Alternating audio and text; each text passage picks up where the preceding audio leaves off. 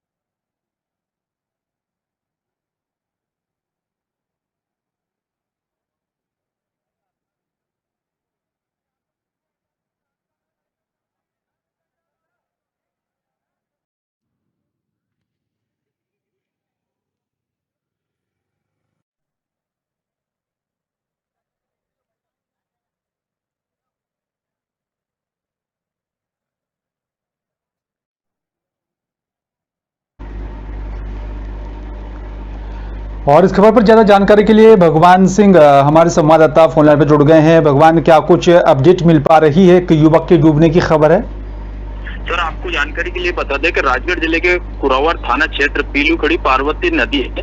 अस्थियां विसर्जन के दौरान हादसा, पार्वती नदी में डूबे 32 वर्षीय युवक। राजगढ़ जिले के पार्वती नदी में डूबे 32 वर्षीय युवक, अस्थायी विसर्जन के दौरान हादसा पार्वती नदी में। माखन पिता लक्ष्मी नारायण मोगिया। भगवान सिंह, अभी क्या कुछ ताजा अपडेट मिल पा रहा है? सर, अभी एसडीआरएफ की टीम युवक की सर्चिंग में जुटी, पर लेकिन अभी मिल नहीं पाया युवक का शिवा।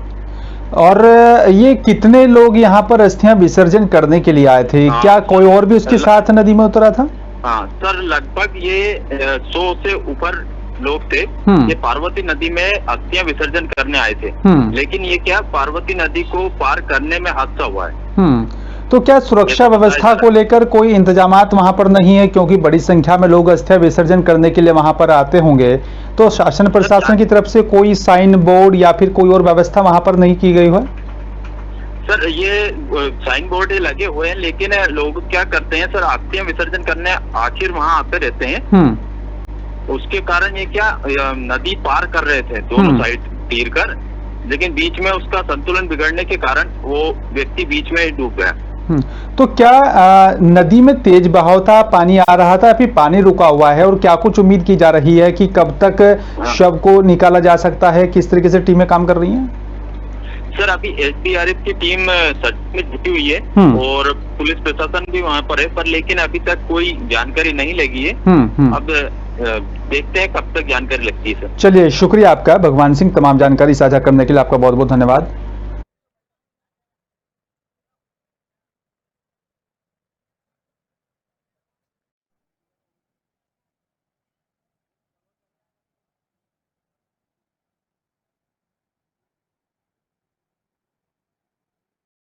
और चलिए बात विदिशा की करेंगे। आपको बता दें कि शहर में हुई यहां पर मूसलाधार बारिश से जहां जनजीवन पूरी तरह से प्रभावित हो रहा है, तो वहीं नदी नाले भी उफान पर हैं, जिससे लोगों को अपनी जान बचाकर रातों रात गांव खाली करना पड़ रहा है। और साथ ही आपको बता दें कि बेतवा नदी के बर्री घाट पुल का जल स्तर भी लगातार बढ़ता जा रहा था। लोगों को अपने परिवार सहित सुरक्षित स्थान पर पहुंचना पड़ा, क्योंकि गांव में बर्री घाट का पुल का पानी गांव में भर गया है। 3 दिन तक भगवान के भरोसे ही ग्रामीण अपने घर नहीं पहुंचे। और आपको बता दें कि यहाँ पर नदी का जलस्तर कम हुआ। ग्रामीण अपने घर जैसे ही वापस पहुंचे तो उनके सामने बर्बादी का मंजर दिखाई दिया। आपको बता दें कि यहाँ पर घर बाढ़ के पानी में धाराशाही हो गए। और साथ ही आपको बता दें कि यहाँ पर उनके घर का सारा सामान भी खराब हो गया है, पानी में बहकर कहीं और चला गया, और जिसके चलते उनके सामने परेशानी खड़ी हो गई है। अनाज गीला होकर सड़ गया है और साथ ही मवेशी भी यहाँ पर बाढ़ में बह गए हैं। लोगों का सब कुछ तबाह होने के बाद ग्रामीणों की आंखों में आंसू छलक उठे हैं। मेहनत से जिस घर को बनाया था, बाढ़ में सब कुछ बर्बाद हो गया है। लगातार हो रही बारिश के चलते लोगों को परेशानियों का सामना करना पड़ रहा है। पूरा का पूरा सारा का सारा घर मकान गिरा मिला जी।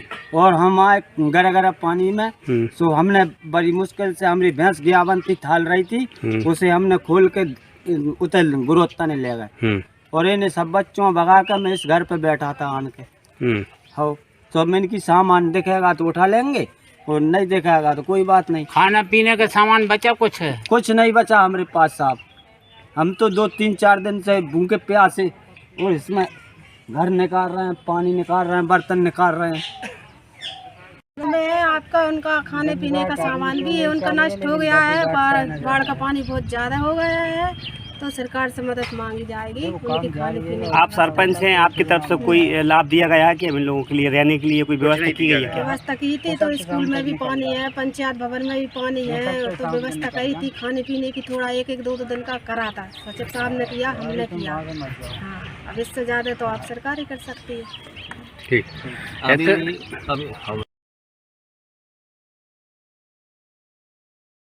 ज्यादा जानकारी के लिए बलराम मेहता हमारे संवाददाता विदिशा से फोन लाइन पर जुड़ गए हैं। बलराम, बारिश हुई तेज, बाढ़ का पानी सब कुछ तबाह करके चला गया, क्या कुछ ताजा अपडेट मिल पा रही है?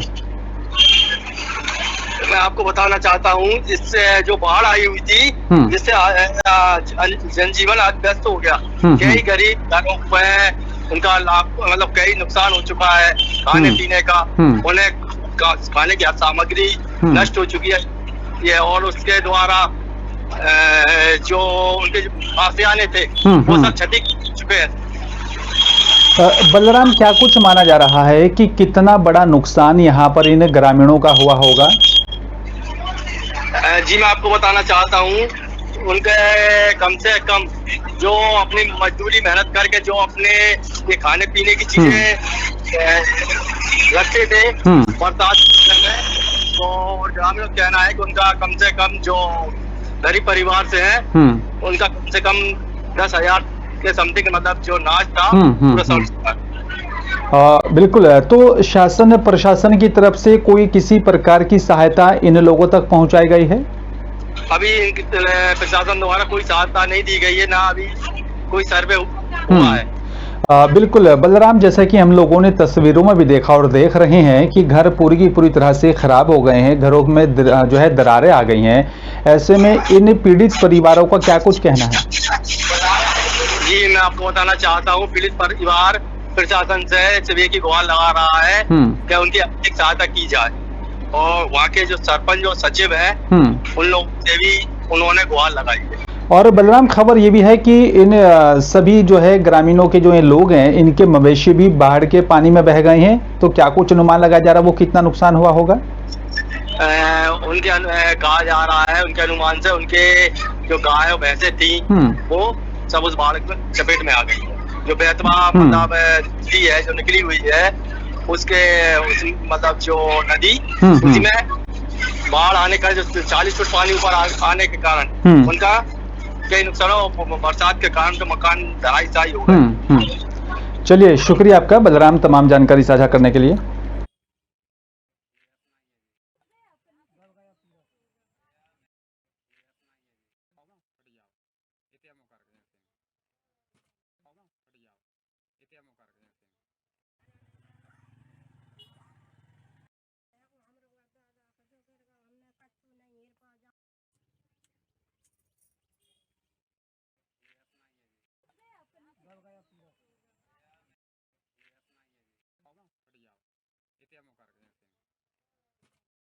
और चलिए बात करेंगे अगली खबर की। आपको बता दें कि भीम आर्मी के राष्ट्रीय उपाध्यक्ष मंजीत सिंह नोटियाल राजस्थान के जोधपुर पहुंचे और वहां पर हिंदू मुस्लिम और साथ ही आपको बता दें कि अल्पसंख्यकों का एकता का यहां पर परिचय दिया है। जो एक घटना घटित हुई उसी को लेकर उन्होंने यहां पर बातचीत की और क्या कुछ कहा ये आपको सुनवाते हैं। जिस प्रकार से राजस्थान में SC, ST, OBC और माइनॉरिटी लोगों का उत्पीड़न हो रहा है, जो कि मुख्य रूप से जालोर में जो इंदर मेघवाल को मटकी छूने पर जो मारा गया है एक विद्यार्थी को, ये बड़ा जघन्य और दुर्दांत अपराध किया है। और हम ये कहना चाहते हैं कि भीम आर्मी का एक मैं सिपाही होने के उद्देश्य से मंजीत सिंह नोटियाल, मैं अपने सभी वर्गों से, राजस्थान के सभी वर्गों से ये संकल्प लेने के लिए और उनको आश्वासन देकर ये जा रहा हूं कि अब ऐसी कोई राजस्थान में मटकी नहीं बनेगी जिससे कि हमारे लोगों को छूने पर मारा जाएगा। अब मेघवाल समाज का कोई उत्पीड़न राजस्थान प्रदेश के अंदर नहीं होने दिया जाएगा। अब यहाँ पर मुस्लिम समाज को नहीं मरने दिया जाएगा। उनका बेटा, उनका भाई, उनके अधिकारों की सुरक्षा करने के लिए, उनके सम्मान और स्वाभिमान की सुरक्षा करने के लिए आ गया है और रणनीति बना ली गई है। अगर सरकार हमारे जितने भी उत्पीड़न हो रहा है और जो अधिकारों का हनन लगातार हमारा किया जा रहा है, अगर सरकार हमारी बात को नहीं सुने। और चलिए बात भोपाल की करेंगे। आपको बता दें कि यहाँ पर पुलिस कमिश्नर कार्यालय में आगामी त्योहार गणेश चतुर्थी को लेकर हाई लेवल की बैठक हुई है, जिसमें यहाँ पर सभी जोनों के डीसीपी, एडिशनल डीसीपी और साथ ही नगरीय क्षेत्र थानों के सारे थाना प्रभारी मौजूद रहे। आपको बता दें कि आगामी त्योहार गणेश चतुर्थी को लेकर हाई लेवल मीटिंग के नेतृत्व में यहाँ पर एडिशनल सीपी सचिन अतुलकर की तरफ से ये यहाँ पर कहा गया है कि जिसमें आप गणेश उत्सव के दौरान चाक चौबंद व्यवस्था के आदेश सभी थाना प्रभारियों को दिए गए।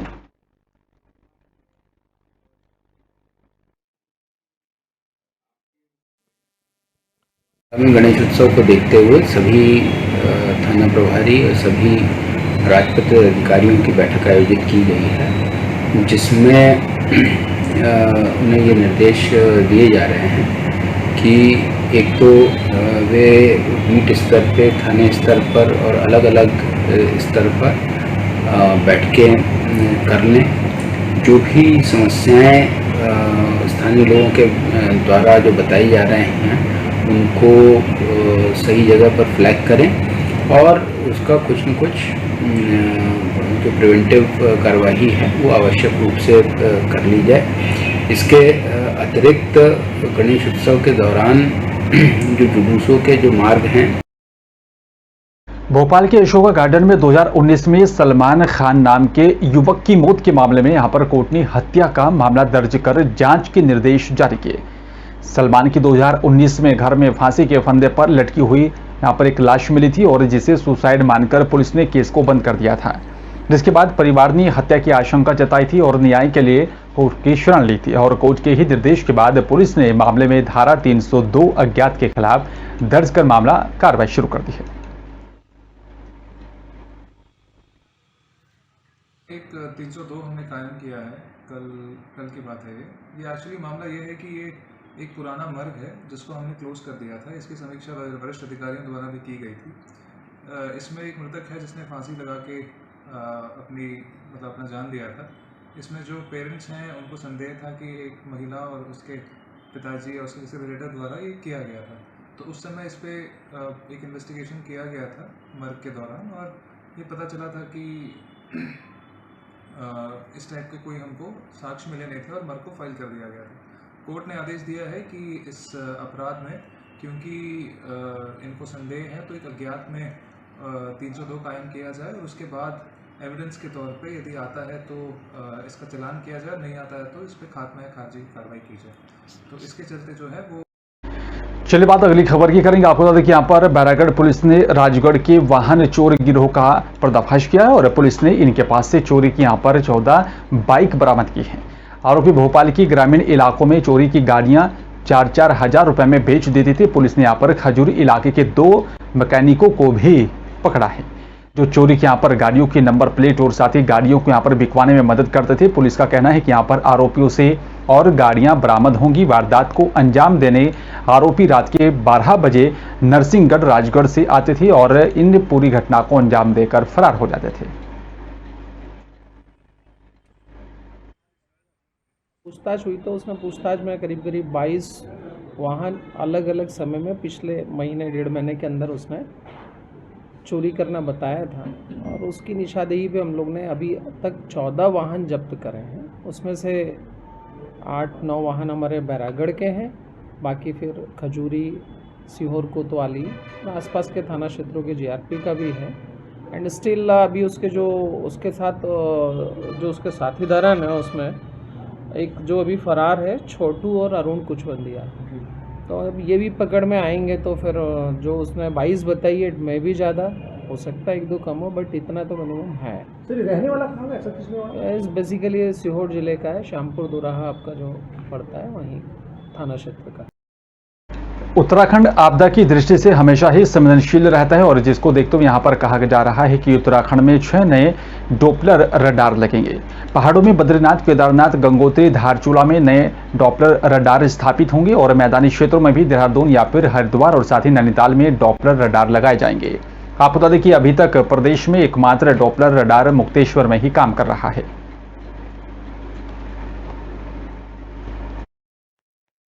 देखिए, डॉपलर रेडर जो रडार्स है, एक हमारा लगा मुक्तेश्वर में है और दूसरा अभी जो है जो सुरकंडा जी में वो भी लग तो चुका है, लेकिन उसका जो संचालन है वो शुरुआत हुई नहीं। तो अगले वीक से उसकी संभावना है कि उसके जो है चलना शुरू हो जाएगा, तो फिर उससे भी जो है चीज़ें हमको मिलेंगी। देखिए, जो रडार है जैसे मैंने पहले भी बताया कई बार जो है, तो ये real time monitoring weather system है। तो इस समय कहाँ आपको एक्टिविटी हो रही है वो उसमें पता चलता है और हर क्योंकि 15-15 मिनट में ही ये देता रहता है प्रोडक्ट्स जो है, तो आप उससे देख सकते हैं कि हाँ जो एक्टिविटी है वो कंटिन्यू कर रही है या ख़त्म हो जा रही है। तो उस चीज़ को एसेस करके देख के तो जो नाउ कास्ट है उसमें इसको यूज किया जा सकता है, जो इसकी इंफॉर्मेशन है। तो एक चीज़ तो वो है। भारत स्काउट एवं गाइड जिला संघ गुना के वार्षिक जिला मुख्य आयुक्त आलोक जैन और साथ ही जिला कमिश्नर जिला शिक्षा अधिकारी चंद्रशेखर सिसोदिया के मार्गदर्शन में संचालित वार्षिक गतिविधियों के अंतर्गत विकास खंड के स्तर आपको देखिए यहाँ पर beginners course self learning module प्रशिक्षण उत्कृष्ट विद्यालय आरोड़ में आयोजित किया गया। उत्कृष्ट विद्यालय के यहाँ पर प्राचार्य विशी रघुवंशी ने भी यहाँ पर मां सरस्वती के चित्र के समक्ष दीप प्रज्वलित कर शुभारंभ किया।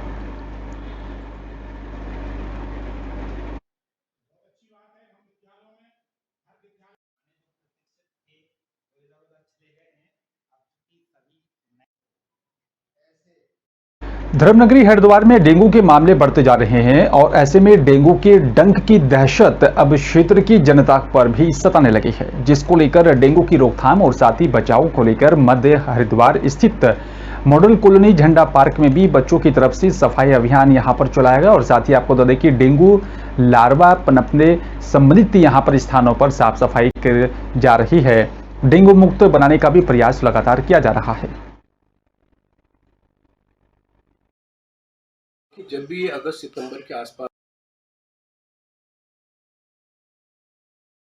का मौसम परिवर्तन आता है तो डेंगू अपना कहीं न कहीं असर छोड़ना शुरू कर देता है।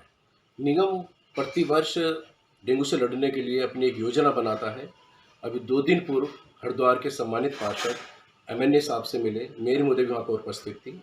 तो हमने एक रणनीति तय की है कि पूरे शहर में किस तरह दवाई का छिड़काव किया जाए, फॉगिंग की जाए।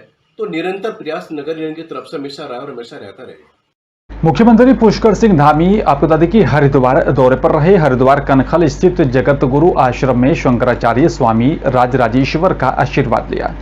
मुख्यमंत्री ने कहा कि यहां पर संत समाज से उनका गहरा नाता रहा है और समय समय पर उनका आशीर्वाद लेने आते हैं।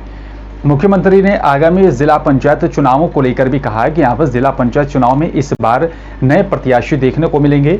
और वहीं भर्ती घोटाले पर मुख्यमंत्री ने कहा कि यहां पर इस मामले में किसी को भी बख्शा नहीं जाएगा। जितना भी बड़ा रसूख वाला व्यक्ति होगा उसे जेल भेजने का काम किया जाएगा।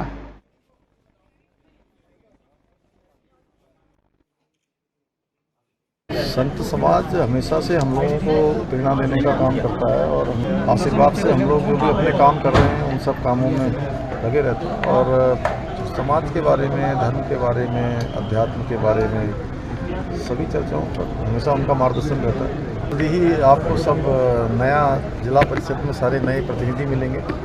नया जो है हमारा प्रतिनिधियों का चुनाव हो रहा है, उसके लिए हमारी सरकार पूरी तरह से तैयार है। हम लोगों ने सारे तैयारियां कर ली हैं। और चलिए अब बात लक्सर की करेंगे। आप लोग देखिए यहाँ पर लक्सर पुलिस को एक और बड़ी कामयाबी हाथ लगी है। 21 अगस्त को महालक्ष्मी स्टोन क्रशर में हथियारों के बल पर कर्मचारियों को बंधक बनाकर डकैती की वारदात को अंजाम देने वाले 3 डकैतों को पुलिस ने गिरफ्तार कर लिया है। लक्सर कोतवाली ने प्रेस कॉन्फ्रेंस कर घटना का खुलासा करते हुए एसएसआई अंकुर शर्मा ने बताया कि यहाँ पर 21 अगस्त की रात को दर्जनों हथियारबंद बदमाशों ने भोगपुर की महालक्ष्मी स्टोन क्रशर में यहाँ पर कर्मचारियों को बंधक बनाकर लाखों रुपए की डकैती की घटना को अंजाम दिया था।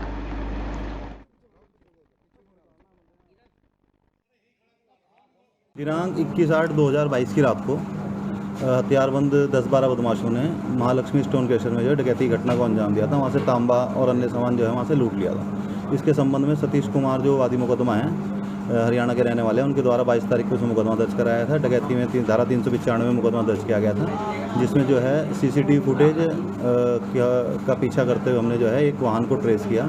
सेंट्रो कार थी हरियाणा नंबर की, और उसमें से कल 3 अभियुक्तों को गिरफ्तार किया गया है।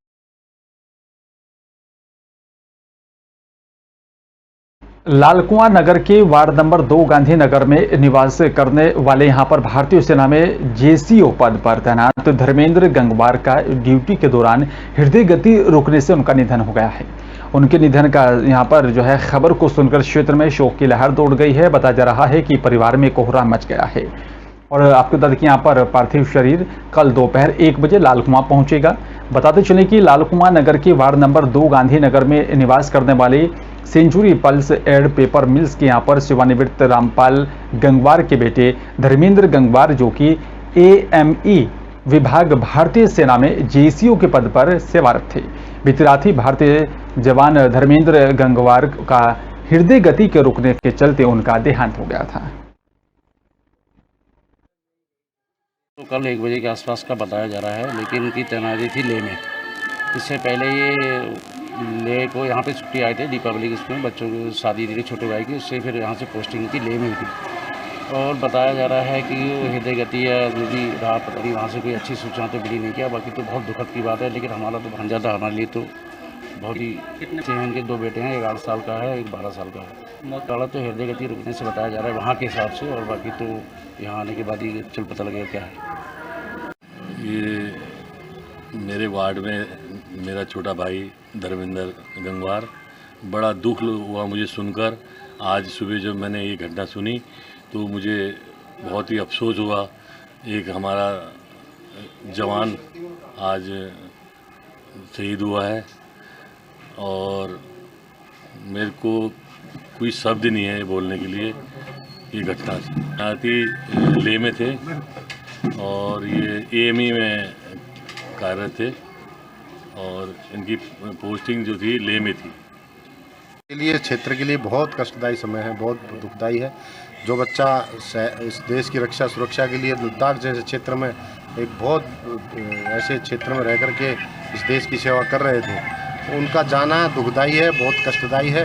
वो अपने दायित्व से, जो देशभक्ति का, राष्ट्रभक्ति का दायित्व से पीछे नहीं, अपने परिवार को आज तक अपने परिवार में बाहर आवाज़ नहीं आ रही थी। परिवार को ठीक से लेकर के चले। प्रभु उनके परिवार को, उनके माता पिता और बच्चों को शक्ति दे और अपने चरणों में स्थान दे। और पूरा शहर, चूँकि वो एक फौजी हैं, देश की रक्षा करते हुए अपने गंतव्य को गए हैं, तो पूरा शहर, पूरा क्षेत्र उनके साथ, परिवार के साथ।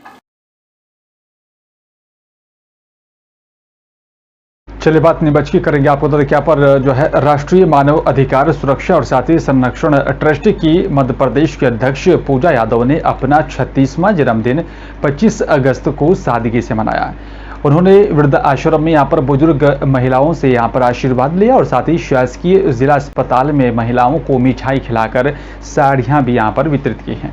जानकारी के अनुसार आपको बता दें कि ट्रस्ट की पूजा यादव ने यहाँ पर अपना जन्मदिन बहुत ही सादगी से मनाते हुए शासकीय जिला अस्पताल टीकाकरण और साथ ही महिला पंजीयन कक्ष में यहाँ पर नगर पालिका अध्यक्ष स्वाति चोपड़ा और साथ ही ट्रस्ट की प्रदेश अध्यक्ष पूजा यादव ने यहाँ पर जिला अस्पताल की सफाई कर्मचारी 20 महिलाओं को पूजा यादव ने मिठाई खिलाकर अध्यक्ष स्वाति चोपड़ा ने यहाँ पर अपने हाथों से साड़ियाँ वितरित की हैं और रेड क्रॉस सोसाइटी में यहाँ पर वृद्धाश्रम में यहाँ पर रह रही 4 महिलाओं को भी मिठाई खिलाकर साड़ियाँ देकर उनसे आशीर्वाद लिया। जैसे कि सभी लोग अपनी परिवार के साथ में होटल में जाके अपना जन्मदिवस मनाते हैं, लेकिन मेरा विचार है कि हमें अगर हर व्यक्ति समाज का ये अपना जन्म दिवस समाज के जो उस वर्ग के साथ में मनाना शुरू कर दे जिनका शायद हम कहीं ना कहीं अनदेखा कर देते हैं उन लोगों को, जैसे कि जिला चिकित्सालय के सफाई कर्मचारी जो दिन रात अपनी सेवा देते हैं हमें अस्पताल को साफ़ सुथरा रखने में, तो उन्हीं लोगों के साथ मैंने सोचा कि उनको मैं आज साड़ी और मुँह मीठा करा के उनको उपहार देके और अपना जन्मदिवस मनाऊं। उसके बाद हम आज वृद्धाश्रम जो रेड क्रॉस सोसाइटी का है, तो इसमें भी आके बुजुर्ग महिलाओं से आशीर्वाद लेके और उन्हें साड़ी भेंट करके आशीर्वाद लेंगे। शाजापुर में आपको बता दें कि यातायात जागरूकता अभियान मनाया गया और आपको बता दें कि यहाँ पर शाजापुर में 22 अगस्त से 28 अगस्त तक यातायात जागरूकता अभियान चलाया जा रहा है और इसी कड़ी में शाजापुर पुलिस अधीक्षक जगदीश डावर ने वाहन रैली को भी हरी झंडी दिखाते हुए शहर में रवाना किया। शहर में घूमते हुए यातायात नियमों पर प्रति लोगों को जागरूक कर लगातार उन्हें जागरूक किया जा रहा है। शाजापुर की सड़कों पर यातायात नियमों का पालन करवाने के लिए उत्तरी यमयाज भी यहाँ पर जो है लोगों से अपील करते हुए दिखाई दे रहे हैं। यातायात नियमों का पालन करें और मैं खुद भी सुरक्षित रहें और साथ ही अपने परिवार को भी सुरक्षित रखें। बहुतायत रूप में ये देखा जाता है कि लोग जब बाइक पे चलते हैं तो हेलमेट का उपयोग नहीं करते हैं, 4 व्हीलर में चलते हैं तो सीट बेल्ट का उपयोग नहीं करते हैं, जिसके कारण असामयिक मृत्यु बहुत हो रही है। तो पूरे मध्य प्रदेश में लोगों को जागरूक करने के लिए एक अभियान चलाया जा रहा है कि सड़क के नियमों का पालन करें, स्वयं भी सुरक्षित रहे और अपने सामने जो लोग सड़क पे चल रहे हैं वो भी उससे सुरक्षित रहें। इसी के क्रम में हमारे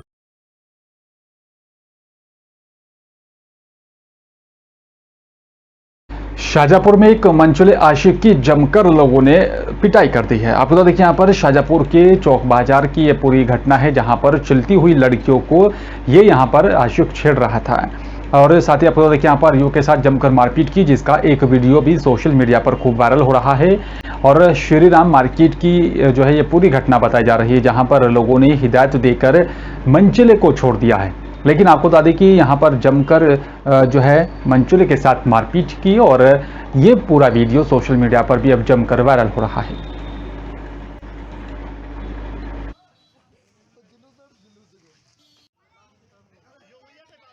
विदिशा में पिछले दिनों बेतवा नदी में आई भारी बाढ़ का पानी विदिशा शहर में भी घुस गया था। हालात यहाँ ये हो गए थे कि यहाँ पर बेतवा के किनारे वाले क्षेत्रों में भी रहवासी क्षेत्रों में नदी का पानी 8 से 10 फीट ऊंचाई पर बह रहा था और इन क्षेत्रों में रहने वाले यहाँ पर लोग यहाँ से सुरक्षित स्थान पर चले गए थे, लेकिन अपने पालतू पशुओं को यहीं पर छोड़ गए। ऐसे ही यहाँ पर फार्म हाउस में लगभग 100 गायें और भैंस भी यहाँ पर फंस गई थी। बंधा होने के कारण वो खुद को सुरक्षित भी नहीं कर पाई, उनकी जान खतरे में थी। और आपको बता दें कि यहाँ पर इन्हीं जानवरों की यहाँ पर जानकारी राजपूत कॉलोनी में रहने वाले कुछ युवकों को भी लगी। उन्होंने यहाँ पर अपनी पूरी टीम के साथ मिलकर वहाँ से जो है कई भैंस और गायों को बचाया है। बेतवा नदी चढ़ी हुई थी। उस दिन हम लोगों को कोई ऐसा काम नहीं था, दुकान वगैरह बंद थी, तो हम फ्री बैठे थे रामलीला चौराहे पे। एक मित्र हमें आके बताता है कि भाई यहाँ पर बहुत सारी गाय फंसी हुई हैं, उनकी आवाज़ आ रही है। तो मैं, बिट्टू बना, धर्मेंद्र बना और निखिल भाई, हम चारों ने उनको जाके देखा तो वहाँ पर बहुत तेज तेज आवाज़ आ रही थी। हमने होमगार्ड वालों से मदद मांगी तो हमें बोट से वहाँ तक देखने के लिए ले गए, जहाँ पर हमने देखा 5 से 5.5 फीट पानी में गाय सर तक डूबी हुई थी और उनकी कंडीशन बहुत ज़्यादा ख़राब थी। तत्काल हमने उन्हें बाहर निकालने का निर्णय लिया और एक एक गाय करके हमने, शाम होते होते अंधेरा हो गया था, हमने लगभग 8-9 गाय निकाली, जिन्हें राजपूत धर्मशाला में हमने व्यवस्थित कर दिया। जो जहाँ पर गाय थी ना, उसके बाहर जो गेट था, गेट भी लगा हुआ था, पूरे में गाय पैक थी पूरे एरिया में, और मिनिमम उस गेट पे 10 फीट पानी, 10 फीट के समथिंग पानी था। गायों के आसपास भी पानी था, गाय पूरी डूब रही थी, उनके सर दिख रहे थे, बस इस तरह मुंह करके खड़ी हुई थी, उनके नखुए में बराबर था, और भैंसे वगैरह टोटल गाय बंधी हुई। आपको डर नहीं लगा आप लोगों को? नहीं सर, वो गायों को बचाना था। तो फिर टोटल आपने कितनी गाय बचाई? दूसरे दिन फिर गए आप? फिर कुछ दूसरे दिन गए तो 42-43 गाय थी और 12-13 भैंसें थी। और फिलहाल मेरे साथ सिर्फ इतना ही। नमस्कार।